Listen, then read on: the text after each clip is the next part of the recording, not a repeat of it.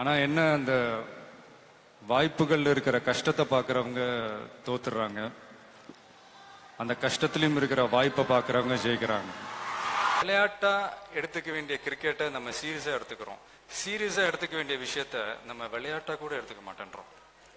அதான் இங்கே நடந்துட்டு இருக்கு. எப்பவுமே அடுத்தவங்க தொட்ட உயரத்தை நீங்கள் இலக்கா வச்சுக்காதீங்க, நீங்கள் தொட்ட உயரத்தை அடுத்தவங்களுக்கு இலக்காக.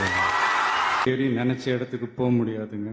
நமக்கான ட்ரெயின் வரணும்னா நாம கொஞ்ச நேரம் பிளாட்ஃபார்ம்ல நின்று தான் ஆகணும்.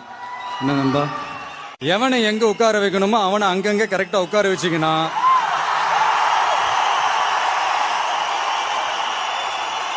இந்த இந்த கோல்டு மெடல் எல்லாம் தானா வருமா? அதாவது வெற்றிக்காக எவ்வளவு வேணாலும் உழைக்கலாங்க, ஆனா வெற்றி அடைஞ்சிடக்கூடாதுன்றதுக்காகவே ஒரு கூட்டம் உழைச்சிக்கிட்டு இருக்குது. இக்னோர் பண்ணிட்டு வந்துட்டு போயிட்டே இருங்க. கத்தி கத்தி பார்த்துட்டு டயர்ட் ஆயிடுவாங்க. இது என் வாழ்க்கையில நிறைய நடந்திருக்கு, அதனால நான் சொல்றேன். நான் எனக்குள்ள வர காத்தை இசையா மாத்தி மத்தவங்களுக்கு கொடுக்குறேன். ஸோ மத்தவங்களுக்கு கொடுக்குறவங்க முத்தமிட போடுவாங்க.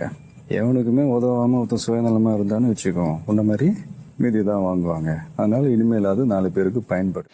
Kill them with your success, bury them with your smile.